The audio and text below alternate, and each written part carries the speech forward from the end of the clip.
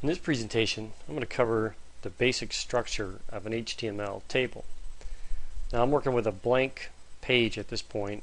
There are some files that you can find in the demos folder underneath the class files and then tables, and I'll be recreating a table that you can find in a couple of the files under the demos folder. There's a merging columns one, and there's also a merging rows one, as well as a few other ones that you can use for examples. So I want to create one from scratch. So what I'm going to do inside my table body, what I'm going to do inside my page body is just define the table element, and it's very simply called table. It's a block level element, and then what I'm going to do is create inside of that table element a series of table rows, and we do that by designating TR elements. So I'll create 2 rows for this one. So there's one row, begin and end element, and then I'll create a second row, begin and end element. And then what you do inside the table rows is you define cells, but we don't call them cells or what might be intuitively like TC. That's not what we use. We use an element TD, which stands for table data, and then inside the table data is where you can directly position the actual text. Could be paragraphs, images, whatever content you want to put inside of a particular cell. So I'm just going to put a letter in here. We'll put A in this one, and I'll create 3 cells across this one row. So we'll do a B, and then we'll do a third cell, C. And then in the second row, I'm only going to do 2 cells. So we'll do a D, and then we'll do an E. If I view this page in my browser right now, let me do that, the table cells only take up enough width for the content that they place in them by default, and there are no borders around the cells or the table itself.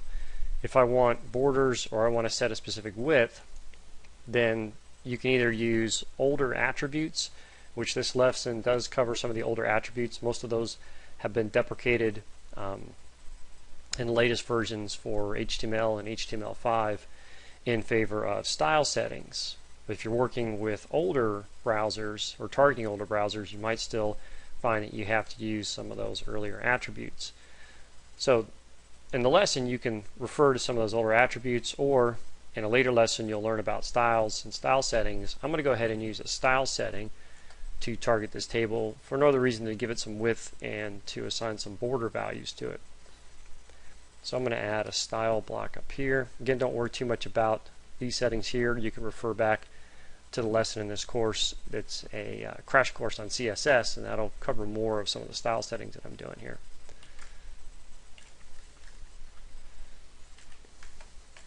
And just briefly, what I'm going to do is I'm going to target the table element, and then I'm going to define some settings. And I'm just going to define a width setting, and I'll make this maybe 200 pixels width, and I'm going to give it a border, 2-pixel border, solid color, and well, solid, and then the color I'll make it a black. Now when I view this in the browser,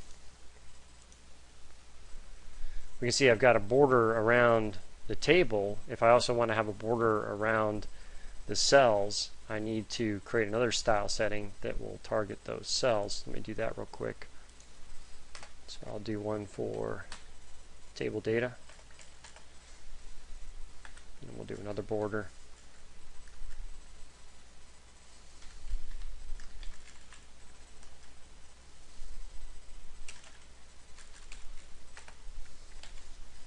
And I'm not going to try to get too fancy with styling this, but let's see how this looks in the browser now.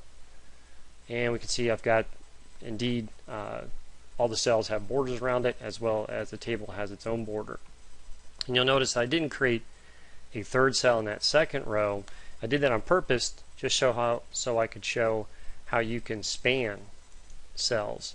So one of the attributes you can do with the table cell, I'll do this to the E one, is a either row span or column span. I want to do a column span or call span, and I want it to span 2 columns. And when I do this, it should completely span, as you can see there, both columns that it's sitting underneath. And you could also do this with a row span if you wanted it to blend into a row above or a row below. So that's a pretty handy attribute to take advantage of when you're building a table with uneven columns or with uneven rows.